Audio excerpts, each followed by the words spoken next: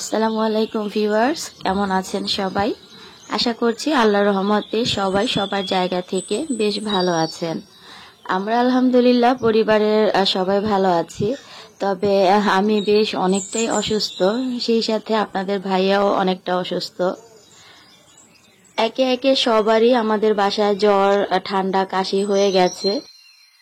তো সবার প্রথমে কিন্তু আপনাদের ভাইয়ার হয়েছিল, সেটা সুস্থ হয়ে গেছে, তবে নতুন করে আবারও হয়েছে। আজকে যে ভিডিওটা দেখছেন এটা আরো এক সপ্তাহ আগের ভিডিও। ওই সময় আসলে আমি সুস্থই ছিলাম। তো মাঝখানে আপনাদের ভাইয়ার অসুস্থতার কারণে আমি বেশ অনেক দিন ভিডিও দিতে পারিনি। আর আপনাদের ভাইয়া আলহামদুলিল্লাহ এখন অনেকটাই সুস্থ, তবে তার সেবা যত্ন করতে করতে আমি এখন অনেকটা অসুস্থ হয়ে পড়েছি। তো সবাই আমার জন্য দোয়া করবেন। আসলে ঠান্ডা কাশিটা কিন্তু প্রেগন্যান্সিতে বেশ অনেকটা কষ্ট দেয়। তো যাই হোক, যে ভিডিওটা শেয়ার করছি এটা হচ্ছে আমি ফজরের নামাজের পর থেকে শুরু করেছিলাম। এখানে দেখতে পাচ্ছেন আমি হচ্ছে রুটি আর সুজির হালুয়া খাচ্ছি। আমার আসলে হঠাৎ করে সুজির হালুয়া দিয়ে রুটি খেতে ইচ্ছা করছিল। তো রাতে আম্মুকে বলেছি, আম্মু একদম ফজরের নামাজ পড়ে এগুলো বানিয়ে দিয়েছে। তো বসে বসে সকালবেলা আগে এটা খেয়ে নিচ্ছি। তো প্রতিদিনই যেহেতু আমি সকালে 2-3 বার নাস্তা করি, তাই ফজরের নামাজের পর আম্মু সবসময় কিছু না কিছু বানিয়ে দেয়, সেটা খেয়ে ঘুমাই, আবার ঘুম থেকে উঠে পরবর্তীতে আবার নাস্তা করি। তো সকাল সকাল পিকুও দেখেন আমার সাথে বেলকনিতে এসেছে। ও তো আমি যেখানে যাই সবসময় সেখানেই যায়। আর আপনারা সবসময় শুধু পিকুকে ভিডিওতে দেখাতে বলেন, এই জন্য পিকুকে একটু ভিডিওতে দেখাই মাঝে মধ্যে। আর যারা রেগুলার পিকুকে দেখতে চান তারা পিকুর পেজটা ফলো দিয়ে রাখতে পারেন। আর সেই সাথে পিকুর ইউটিউব চ্যানেলও দেখতে পারেন, ওখানে কিন্তু পিকুর ভিডিও আপলোড করা হয়। তো যাই হোক, আজকের ভিডিওটা আসলে আপনাদের হয়তোবা দেখতে বা আমার কথাগুলো শুনতে বেশ অনেকটাই কষ্ট হবে, কারণ আমার গলার অবস্থা খুবই খারাপ। এত পরিমাণে কাশি আর গলা ব্যথা, যে কোনো কিছু আসলে খেতেও পারছি না গলা ব্যথার জন্য। আর ভয়েসটা দিতেও অনেকটা কষ্ট হচ্ছে, কারণ বারবার কাশি চলে আসছে। তারপরও মনে হলো অনেক দিন ভিডিও শেয়ার করা হয় না, আর এই ভিডিওটাও যেহেতু বেশ পুরাতন হয়ে গেছে, এটা এখন শেয়ার না করলে পরবর্তীতে অনেক পিছনে পড়ে যাবে। তো সবাই প্লিজ আমার জন্য দোয়া করবেন যেন তাড়াতাড়ি সুস্থ হয়ে যাই। আসলে আমি পুরো প্রেগনেন্সিতে অনেক বেশি সাবধানে থেকেছি, বিশেষ করে ঠান্ডার বিষয়টা থেকে অনেক বেশি সাবধানে নিজেকে রেখেছি যেন আমার কোনোভাবেই ঠান্ডা না লাগে। কারণ আমি জানি আমার ঠান্ডা লাগলে বাবুরও ঠান্ডা লাগবে। এটা আসলে সবসময় সবাই আমাকে বারবার শুধু মনে করিয়ে দিত। তো হঠাৎ করে আসলে এরকম শেষ সময় এসে যে এই পরিস্থিতি হবে, এটা আমি একদমই আশা করিনি। দীর্ঘ 9টা মাস আমি পার করেছি, একবারের জন্য কিন্তু আমার ঠান্ডা, কাশি, জ্বর কোনো কিছুই হয়নি। অথচ এখন একদম শেষ মুহূর্তে এসে আমার এত পরিমাণে ঠান্ডা, কাশি, জ্বর শুরু হয়েছে। তো জানি না সামনের দিনগুলো আসলে কি হবে বা কিভাবে কি করব। তবে আমার যাই হোক না কেন, দোয়া করি যেন বাবু সুস্থ থাকে। আর অভিজ্ঞ যে সকল আপুরা আছেন তারা প্লিজ আমাকে একটু কমেন্টের মাধ্যমে জানাবেন যে আমার ঠান্ডা থেকে মানে এই শেষ সময়ে এসে বাবুর ঠান্ডা লাগার বা কোনো সমস্যা হওয়ার সম্ভাবনা আছে কিনা। আসলে আমার যেহেতু আর হাতে মাত্র 2 সপ্তাহের মতো সময় আছে, এই কারণে টেনশনটা একটু বেশি হচ্ছে যে আমার ঠান্ডা থেকে আবার বাবুর ঠান্ডা লেগে যায় কিনা। তো আপুরা প্লিজ কেউ জেনে থাকলে আমাকে জানাবেন। আর সবাই অবশ্যই আমার জন্য এবং বাবুর জন্য দোয়া করবেন যেন আমরা দুজনেই সুস্থ থাকি, ভালো থাকি। আসলে সুস্থতা কত বড় আল্লাহ তাআলার একটা নিয়ামত, সেটা একমাত্র অসুস্থ হলেই বোঝা যায়। আর অসুস্থতা জিনিসটা আসলে নর্মাল সময়ে একরকম, আর আমার এই সময়ে একরকম। আমি এমনি সময় যখন কোনো কারণে অসুস্থ হই তখন তো কষ্ট হয় বটেই, তবে এই সময় মনে হয় যেন কষ্টটা একটু বেশিই হয়। বিশেষ করে কাশিটা দিতে গেলে দেখা যায় অনেক বেশি কষ্ট করতে হয়।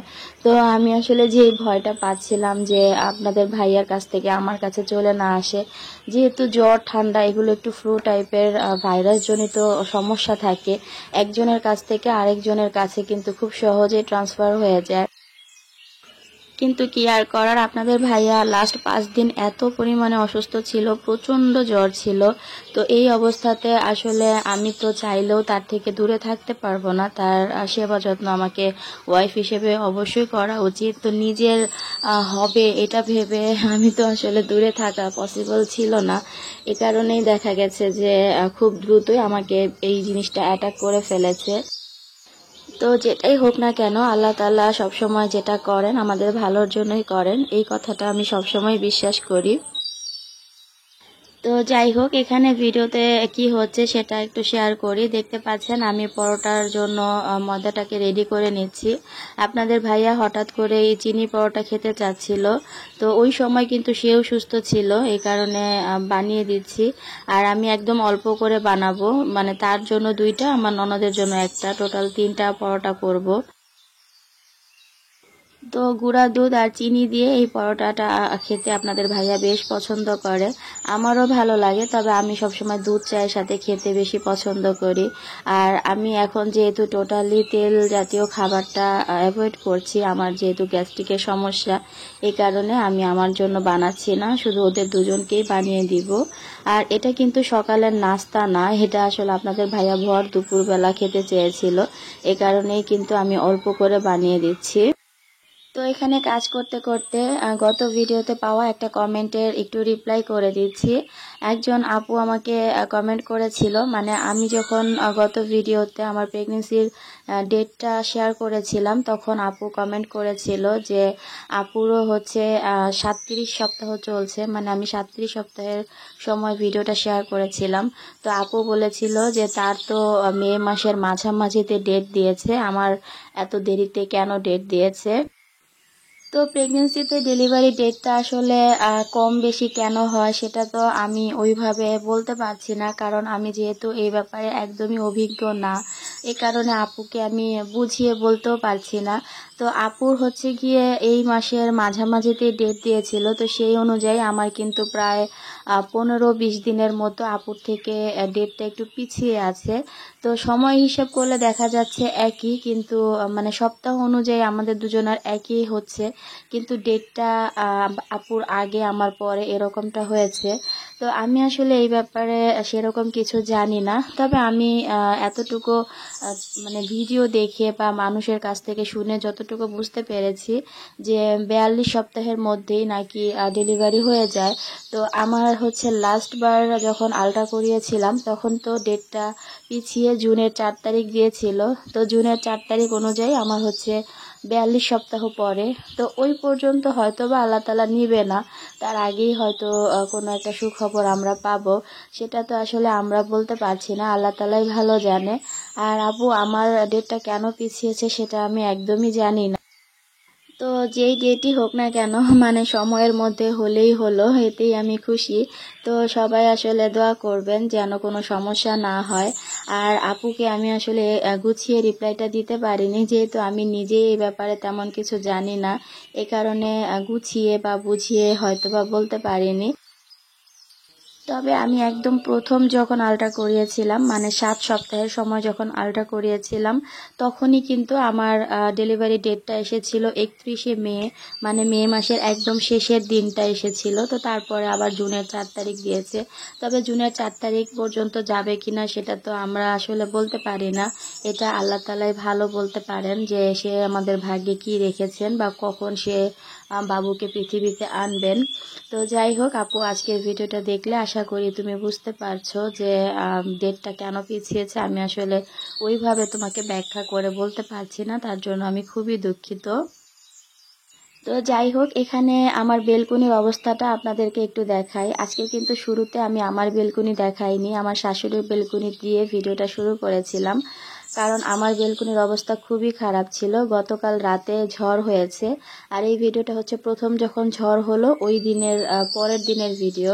তো রাতে ঝড়ে আমার বেলকনির অবস্থা খুবই খারাপ হয়ে গিয়েছিল। সকালবেলা আমি এটা আগে ক্লিন করে নিয়েছি। বেলকনিটা ময়লা থাকলে আসলে আসা যায় না, এই কারণে এটা একটু কষ্ট করে সময় নিয়ে আমি আস্তে আস্তে ক্লিন করে নিয়েছি।